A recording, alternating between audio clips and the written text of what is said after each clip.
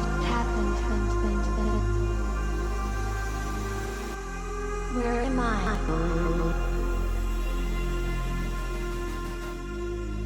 Am I alive yet?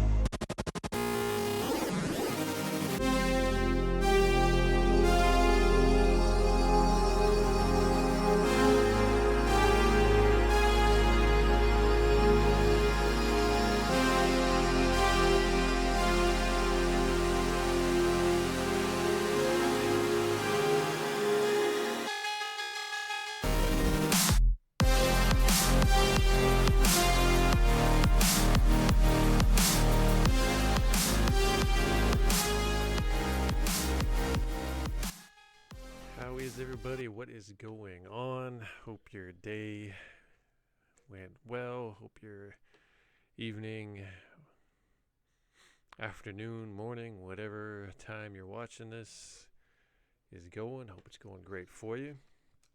Welcome back to the stream here. A podcast thingy that we're still figuring out what doing. Wrong button. Hey, still figuring it out. Still pushing the wrong buttons. Good to go. Well, there's a lot of big stories in the world these days, particularly in the United States. I mean, the biggest one right now is still the wildfires. We can say it right, Sharples. Come on. Wildfires in Los Angeles in California.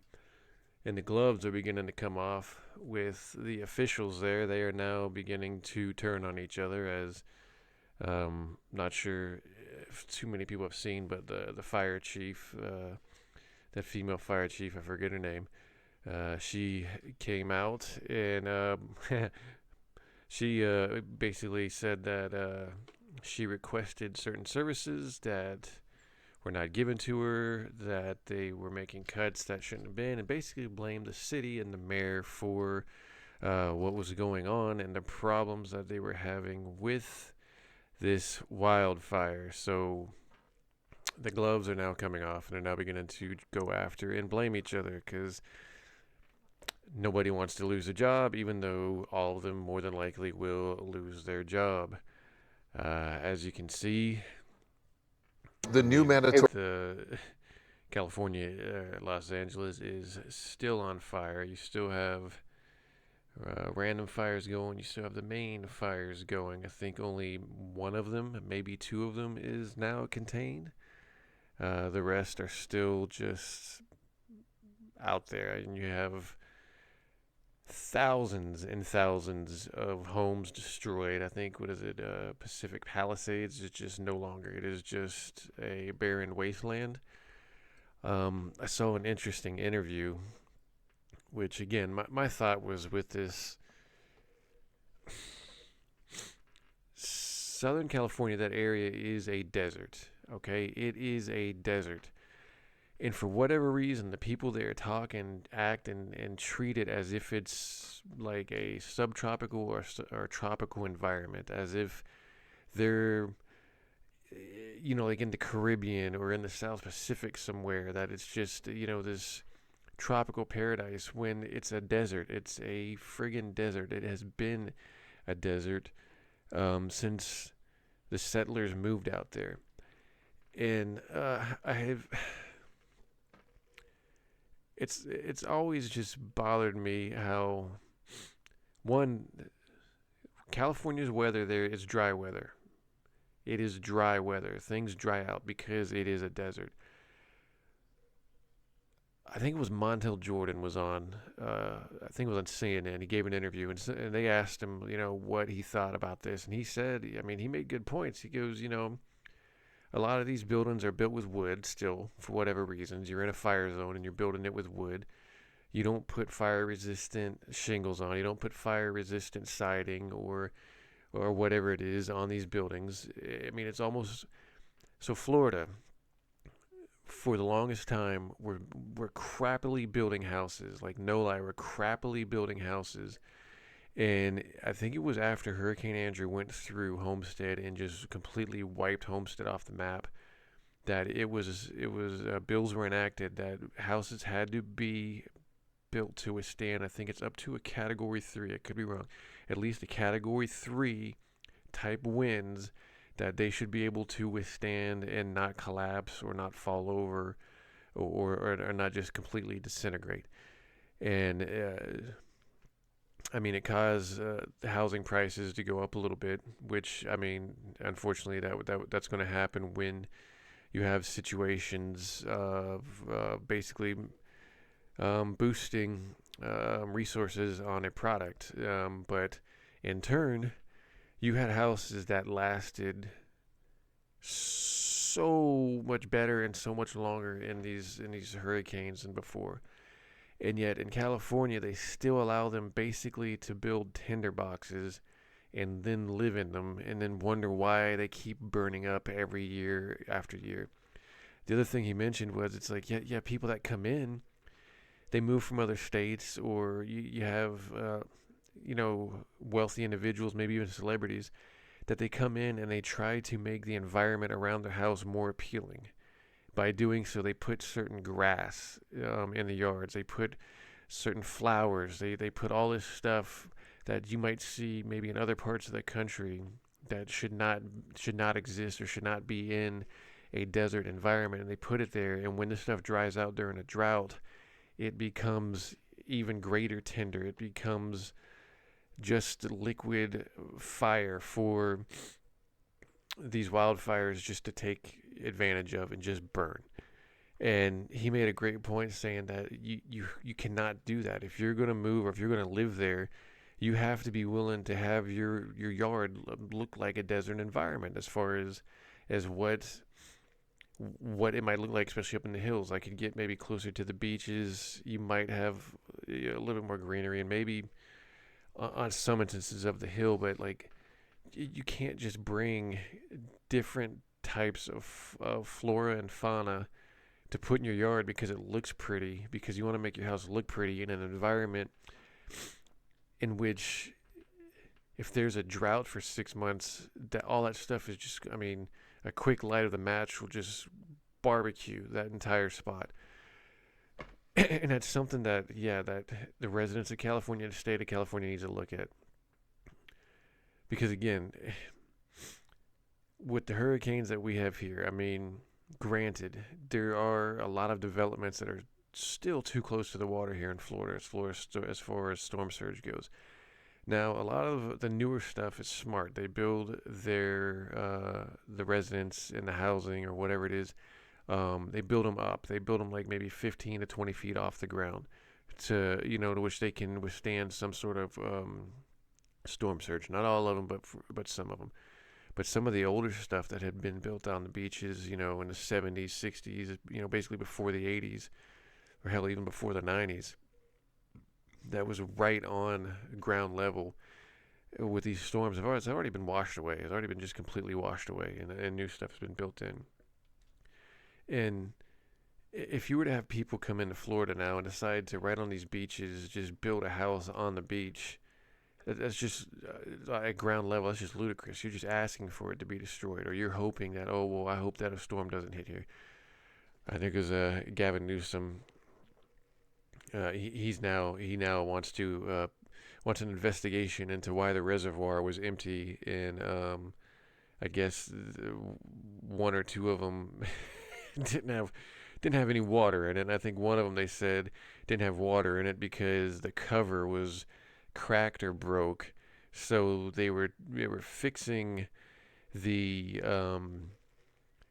cracked cover, so they had to drain the water from the reservoir until they could fix the cover, and for whatever reason that hadn't been done, so there was no water in these reservoirs, and you had no water for these firefighters to use on the premise.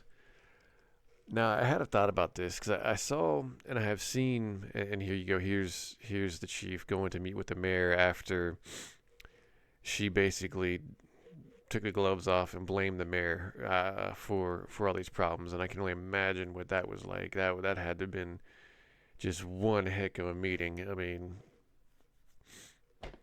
I don't know how how that goes. I mean, they'll probably come out tomorrow and have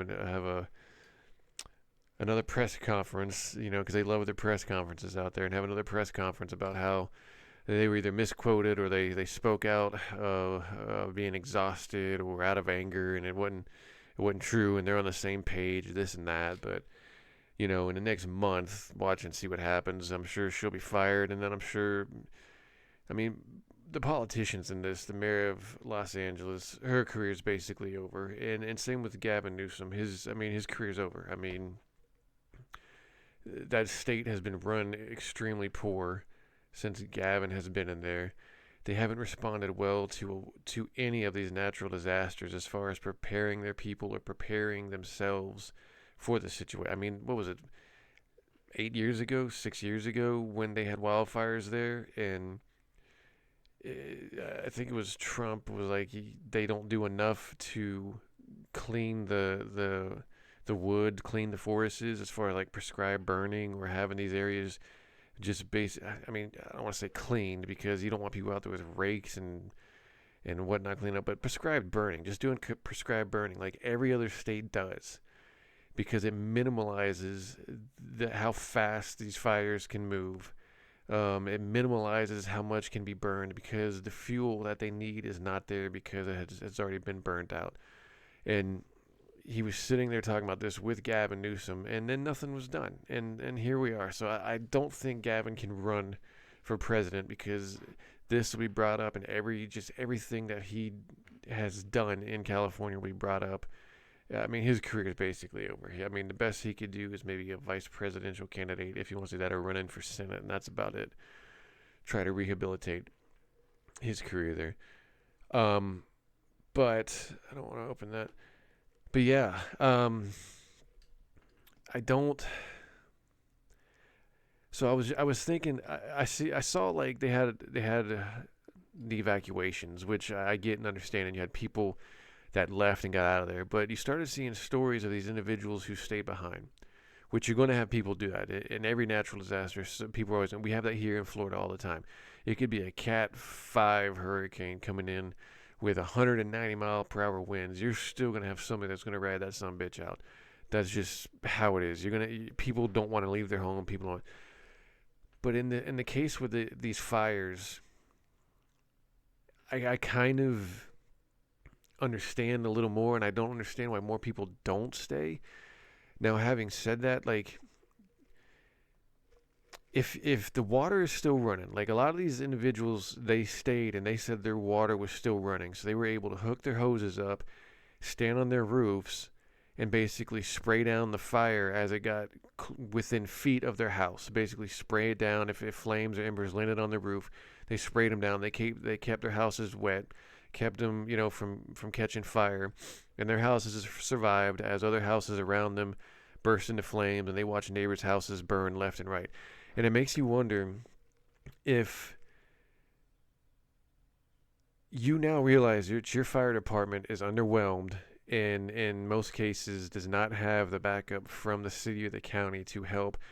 Why not just stay, especially if the water's still running, stay and defend your own house with a water hose. Stay and defend your own house in some sort of manner in which, I'm not saying get down and get right up with the fire and fight it, but I'm saying these people basically stood on their roofs or stood in their yards and sprayed with hoses trees that were engulfed, the grass line that was engulfed around them, and sprayed and knocked them all out. If embers or whatever landed on the roof, they soaked the roof down. They got it out and saved their houses. And you wonder if other people would have stayed, like maybe 2 or 3 people within like a 6-house range would have stayed and had the fortitude to stand on roofs with hoses and maybe even help neighbors that weren't there and do the same thing with hoses there and spray all this stuff down. You might have had more places survive. I don't know. I could be wrong with that, but you might have had more houses that survived that situation. And you got to wonder in the future if you don't have people that saw that happen, to where they saw people that actually stayed and saved their house by using their own hose, their own garden hose, to knock it down. If they don't do that themselves, they don't decide, you know what, I'm going to invest in, especially in that one area where it was just, I mean, you had some of the wealthiest people in California that had all their houses ways. Why not buy a couple 100 gallons in something that can contain water and hold the water, and you can hook your hose up to it, and then you now have your own firefighting system set up in your yard to which you can save your own house and maybe your neighbor's house the next time something like this happens. I guarantee if they decide to build back up, or even people that are still living in there, that still live in California and LA and that area, will invest in some sort of water containing device in their yard that they can hook a hose up to, maybe runs on fuel or whatever, that they could then use that to pump water on their own house, to save their own house at least when that comes to term. It's also, if it's not invented, I wonder if somebody could invent this, is with the amount of swimming pools you have there, why not build some sort of, or have some sort of device or machine that runs on gas, that you hook a tube up on the backside of it, put it in your pool, and then you can hook up a hose in the front, crank that bad boy up, and have that suck water out of your pool and spray, and you can use that in case the water is not running from your utilities. There are so many ways that can be handled better if people just think ahead in these situations. And I get it, man. Everybody thinks that's not going to happen to us. We'll always be protected, this and that. I mean, no matter where you are, no matter what country you're in, the government is not going to get there in time. It's not going to be there fast enough. It's not going to come there fast enough after something happens to do anything in these situations. Unless you're one of the ones that's down the line where the natural disaster has not hit yet and they have time to set up beforehand. If you're in that front line of it, you're on your own. I mean, you have to handle it any way you can, and you have to prepare yourself in the future for that. I mean, like I say, here in Florida, people get prepared, and granted, you still have those idiots that don't prepare themselves for those storms, and they're left in the wind. But most people are prepared and get prepared because we've been through so many of these, and we know it takes either a few days or a week or two before anybody can get out to you and help you on some sort of level. I mean, it's that whole, I don't want to say redneck determination, but I mean, the last few storms that we had come through here that hit more in the Big Bend area, I mean, you had dudes with chainsaws already out there cutting stuff up because their county, their city, and the federal government wasn't going to be there in time to help them clear these roads or clear these trees off of people's cars or off their houses. So I mean, they manned up and did it themselves. And people have got to realize that you have to prepare and be prepared ahead of time. And if I lived in if I moved to California, one of those areas, one, I wouldn't have any brush or any bushes around my house. They'd all be gone. Trees, if they were close enough, I'm trimming all the damn limbs that they're not overhanging on my house. If I have some sort of tree in my yard, I'm cutting that bad boy down. And then I'm having some sort of water system set up that I can use, that if there is a fire, I can spray down my own house with it at least to save my own house.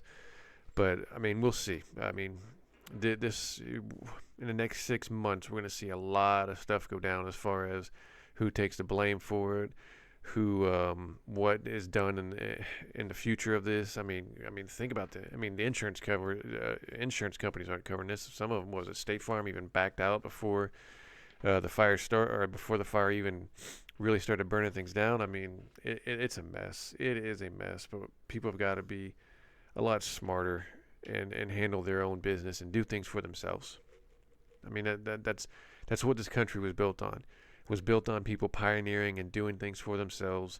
And over the last like 40 to 50 years, people have gotten lackadaisical, and they expect to be saved by things and people that they're just not going to. You have to do things prepare for everything for yourself. I mean, don't put yourself in debt trying to prepare for this stuff, but at the same time, if you can keep your house livable, keep your house from burning down or from being knocked over or from being blown over, do it, man. Do it. Find some way to do it, because in the long run, that's going to save you. Having said that, we have our national championship game. I know it's a weird transition from Wildfire to football game. But we have Ohio State and Notre Dame, which I think I said in the last cast, and maybe before that, if you saw it, that's where I expected it to go. I expected it to be Ohio State, Notre Dame, and I expect Ohio State to win this. I will say this: Ohio State's defense at times is very, very questionable. It's very, very, very sus. But when that offense gets that ball rolling, when they get to really trucking, man, they can't be stopped. They are a good team, and Notre Dame, dependent. This is what I'll say. I mean, it always depends on what team what team you get to play that. I mean, some days you have that team that's rolling and gets out there and does what they need to do, and then other times you have like what Notre Dame did with Northern Illinois and just completely crap the bed, or what Ohio State did with Michigan, completely crap the bed. So I think Ohio State will show up more. I think there's a bigger chance of Notre Dame crapping the bed than there is Ohio State, but I could see that going either way, but I still think Ohio State pulls it out. I just think they have the better athletes.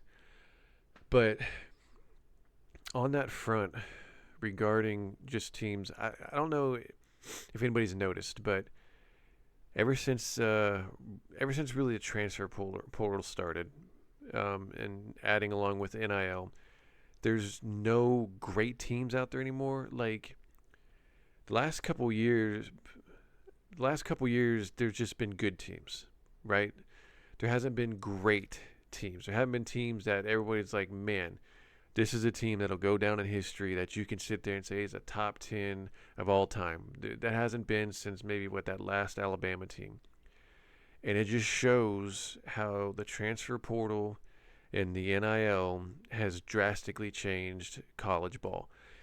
You used to have maybe 2 great teams a year that would make the national championship, and they pound it out, and you'd have the winner, whether it be whether it be Alabama or Clemson or whatever it was. But since the transfer rule was implied, and since the NIL, and since there's basically no rules for it, I mean, Carson Beck just transferred to Miami because Miami offered him $4 million. I mean, this is where we are in the world. You just have good teams. Like every team that played in these in this playoff was beatable. There wasn't one team in there that you could sit there and honestly look at and go, I could see them running the table and having no problem.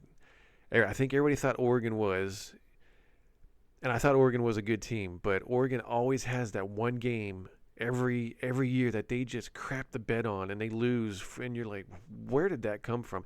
And that happened with Ohio State. They just looked dead in the water. They had that one game for whatever.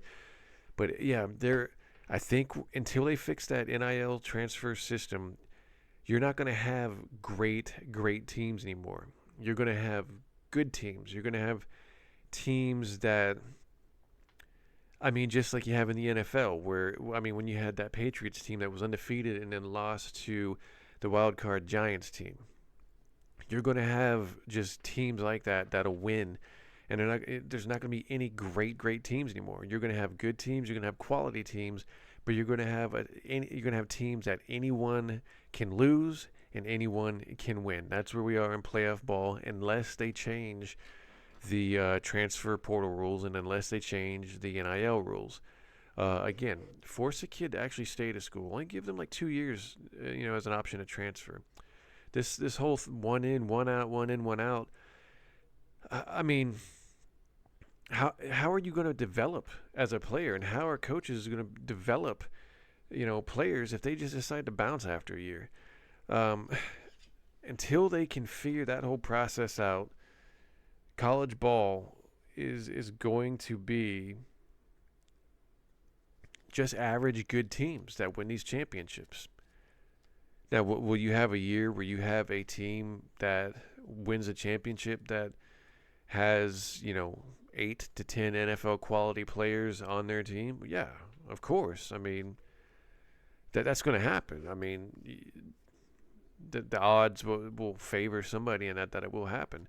But for the most part, you're just going to have average good teams win these championships until they get this NIL transfer stuff figured out. I mean, like this Ohio State team. As much as Ohio State fans might, crap on me saying it. It's a good team. They're not a great team. They're a good team. This Notre Dame team, as much as their fans might crap on me, it's a good team. They're not a great team. Nobody at the end of the season, whether Ohio State or Notre Dame wins the championship, no one's going to sit there and go, that's one of the top 10 teams to ever win a championship. Honestly, both these teams, in 2 or 3 years, people will have forgotten that they won the championship.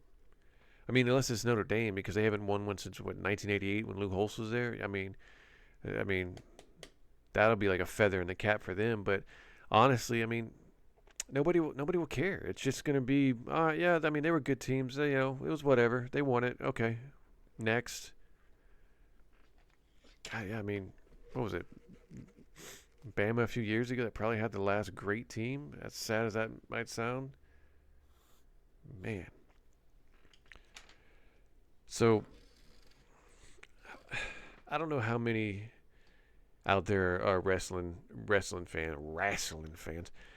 When I was growing up, I remember in the '80s when of course, when Hogan became just the big name, the end all, the be all in professional wrestling. Then you had Macho Man and so on and so on.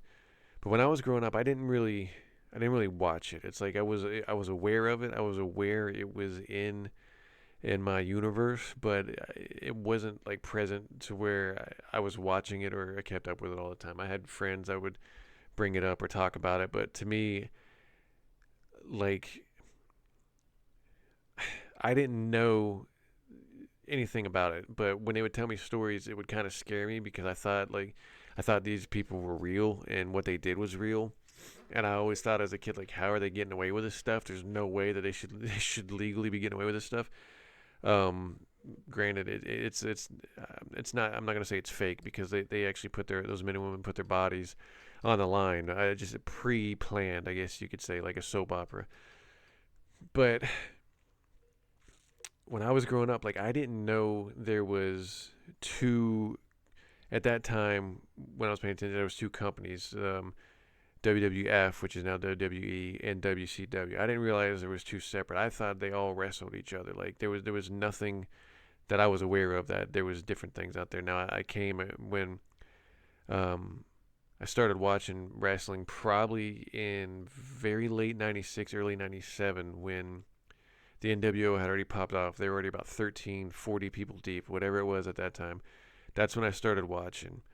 And then, of course, that's when I learned about, the territories and going into NWA, which became WCW and so on. And then it was just WCW and WWF left at that time. But for the most part, I didn't really care. I never paid attention to the past, never really worried about wrestling. But so, I got into watching it because my brothers were watching it one night. And I clearly remember this. I remember we were at our dad's house and my brothers were sitting there watching it. And I came out and I was like, what the hell are you guys watching this for? This is stupid. And they were like, no, it's not. It's cool. And I sat there and we just sat there with this. I can't believe I'm watching this. But they were watching it, so I had to watch it. But then after a while, I just started really okay, this is interesting. And then it became a thing where we were watching WCW every Monday night. I latched on to Diamond Dallas Page at that time because that was when he was getting his comeuppance, even though he was already in his late 30s, early 40s at that time. Then, of course, you had the Crow Sting and the NWO stuff that was going on. But also young Chris Jericho, Eddie Guerrero, a few of the Raven and his flock. That was an interesting thing. The startup of Goldberg. I mean, there was a lot of good stuff that was going on at that time.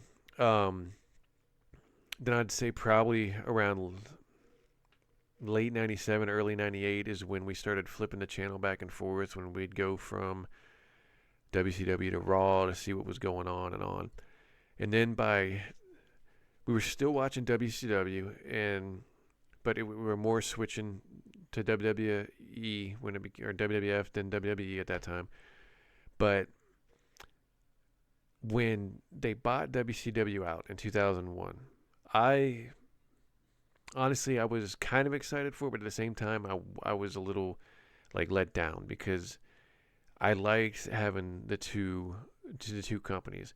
Now, I was pretty much done with watching WCW at that time in 2001 because by late 98 going into 99 and 2000, it was painful to watch. Like, we would watch it and we found ourselves really watching Raw at that point on because it was just painful to watch WCW.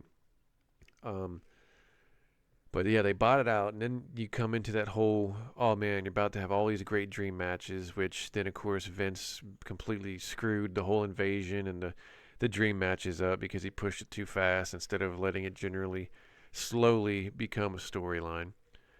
And then we were stuck with just one wrestling company. And I'll be honest, to me, I tried sticking with WWE to a point because I liked watching Stone Cold, I liked watching The Rock. But besides that, I didn't like what happened to a lot of the WCW wrestlers. I mean, they basically just got crapped on and kicked out.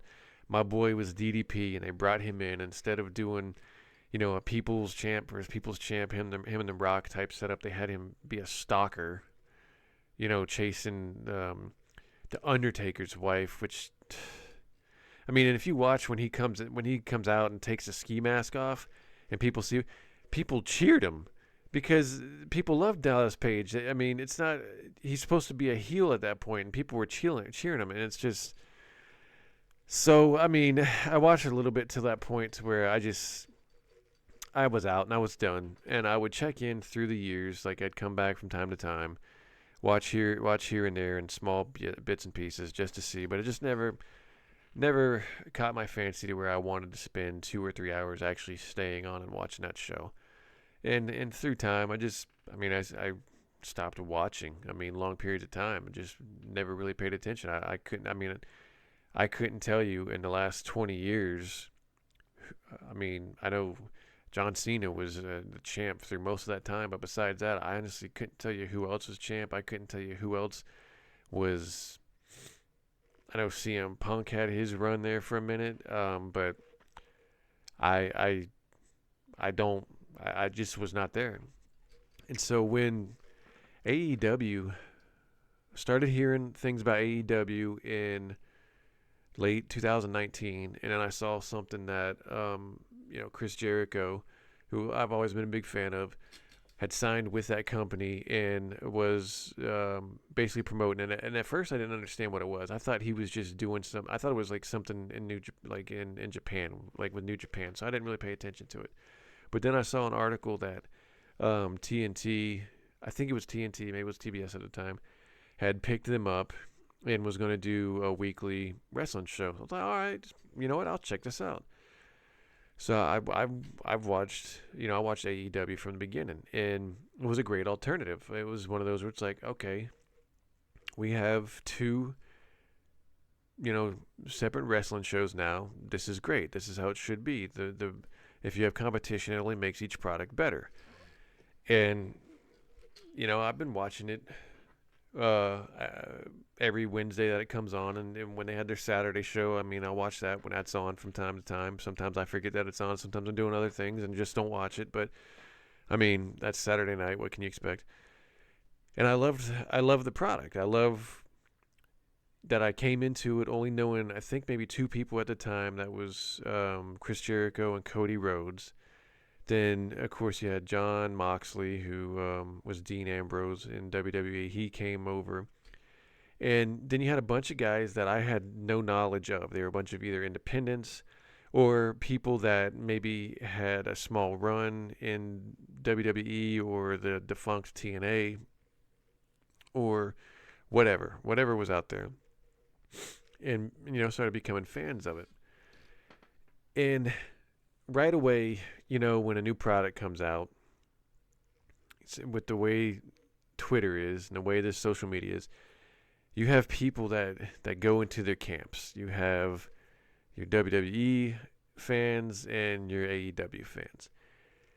And it's somewhat ridiculous. Like, I see it now all the time where, look, I can say this without feeling bad. I don't watch WWE. Their product doesn't really do anything for me. But at the same time, I'm not going to bash it. I'm not going to sit there and and waste my time looking up ratings or looking up what their storylines are, or waste my time seeing if they put on a good show or a bad show. I don't care. That's for their fans, and that's what they do. I don't care.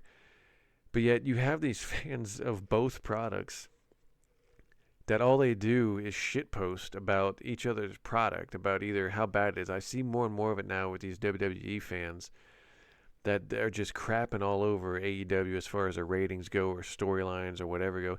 And I sit there, it's like, you guys spend more time bitching or trying to make fun of the product that you hate, the other company that you hate, than you do actually promoting what is actually good in the company that you're watching, what their product is good.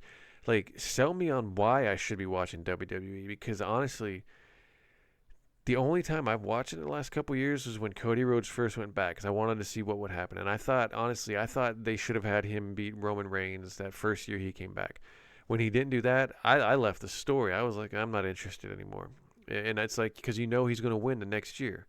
You can't have him go back year 2 and then lose it again, because then people really aren't going to want to follow the story anymore. So, I mean, I had already bailed by that and saw that he won it that second year whatsoever. And then it's just, to me, it's just been like a lukewarm thing. I mean, he's had his run. I haven't seen anything great being said about it. I've just seen that he's just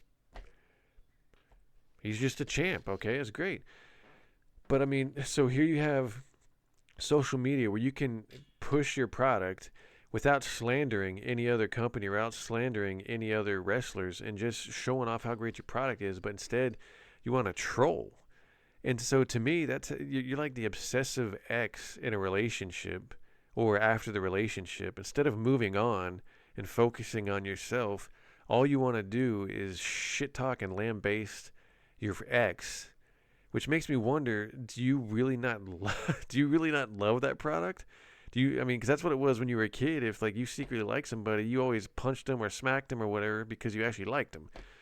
And to me, I wouldn't have time for that. I get that social media and Twitter is all about interaction and engaging, and a lot of these people are just farming for engagement. But I mean, why waste your time? I mean, why? If that gets you off, I mean, good for you. I mean, I have better things to get me off instead of worrying about how crappy a wrestling show is or how good a wrestling show is. I mean, personally, I prefer women to get me off. But, I mean, hey, if it gets you off to really crap your competition's product, I mean, I guess more power to you. But I just, I'm not in that life. I don't care. But the only other thing is you have WWE, AEW, and that TNA, which TNA, well, excuse me, you can't forget NXT, which is a byproduct of WWE, which again, I don't know any of those wrestlers. I could care less about any of those wrestlers, nothing personal, but it's just not for me. It doesn't do anything for me.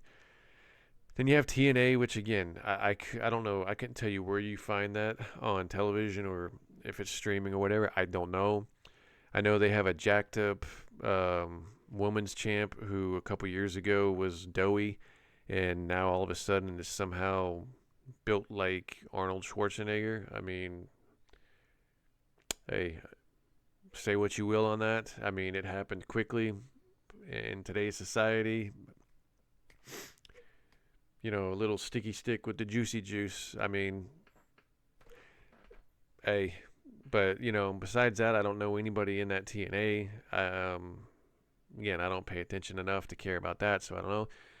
So you have two major products that are on network. Well, WWE goes with now Netflix, and I think they're on USA. But you have two products that are on network. Why would you want another one to fail when this, and maybe that's what it is. Maybe some of these social media people weren't born or weren't alive during the time of the time when you had two large wrestling programs going at it one on one and actually making each other's product better. Maybe that's what it is, because the alternative from that is just one wrestling organization. And we saw what happened with WWE after WCW collapsed. Their product in the last 20 years has just been ho hum. They've had a year or two here or there that has maybe been good or great. I don't know. I can't say. But for the most part, from what I've seen and what I've heard, especially the last like 15 years, the product just hasn't been that good. And when you don't have to have a competition, when you don't have to look over your shoulder or look next to you and see what they're doing to make yours better, you get a crappy product. You get a product that people just, after a while, don't care about. So, hey, I mean, again, if you get off and you want to see another product destroyed, fine. But don't come back later and then bitch on social media about how now your product, the only one left, is straight garbage. And they're not doing any of this. They're not doing any good stories. The wrestlers, this and that. When you had the opportunity to watch another product that would force your product to be better, to handle things better, disappear because you thought it would be funny just to trash on said product. So, I mean, you get what you wish for in these situations. Again, me, if I was in as deep as I was watching wrestling like I was when I was a teenager from 97 to about 2000-ish, so those 3 years, if I was in it that deep, or I was in every Monday watching, if I was in that deep, I didn't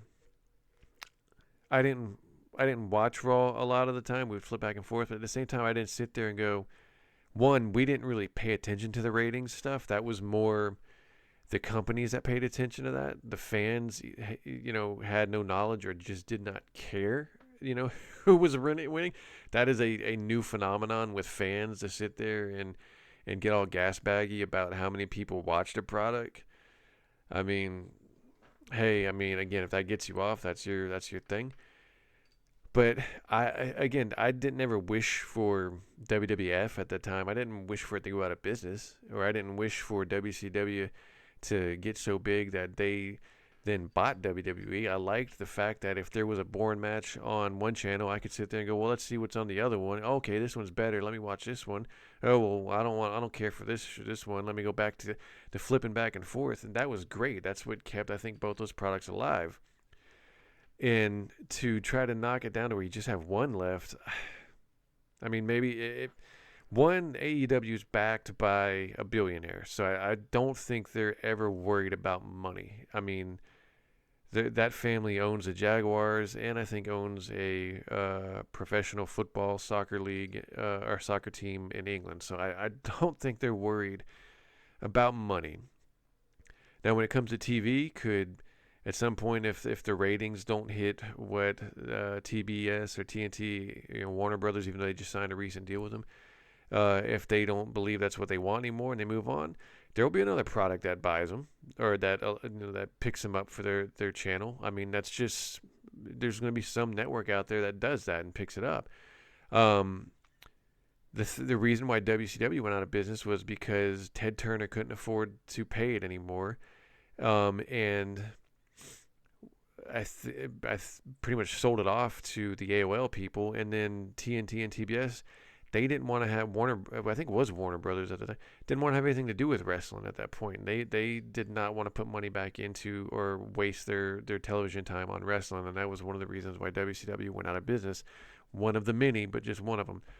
But so, yeah, I mean, just because they might be doing bad in ratings at the moment shouldn't, make you want to wish or promote that the product sucks or that the product needs to disappear, because that won't happen in this instant. That just won't happen. And again, have two products that are good. Have two products that make you want to watch both of them.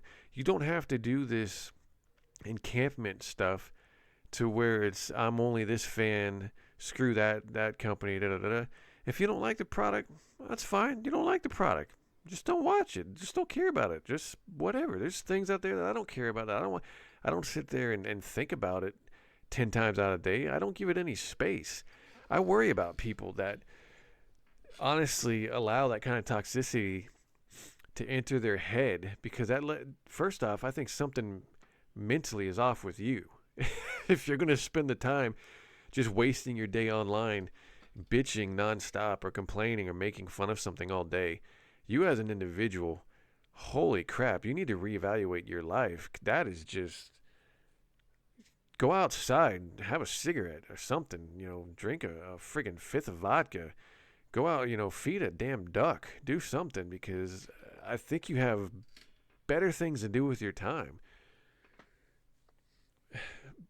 I'm pretty sure, most of those individuals aren't making enough money from that product as well, from being on. Again, I don't know how much you can get paid or how much you get paid monthly on Twitter from doing that stuff for that particular content, but it's whatever. Let's say if I decided to do a wrestling podcast, I would get, it wouldn't just be me. I would find a friend to do it. But if it was just me, let's say I just wanted to do an AEW one, that's all I would talk about is AEW. If I just wanted to do WWE, that's all I would talk about. I wouldn't worry about the other product. And if anybody came and asked me, what do you think about this? I'd just say, I don't know. It's just not for me. It's just whatever it is.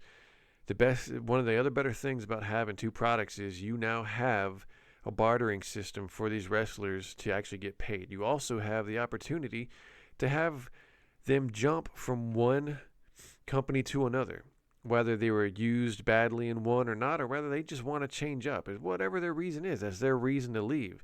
It shouldn't give you the right to crap on something for them leaving, but it gives them that opportunity to change their path or change their careers.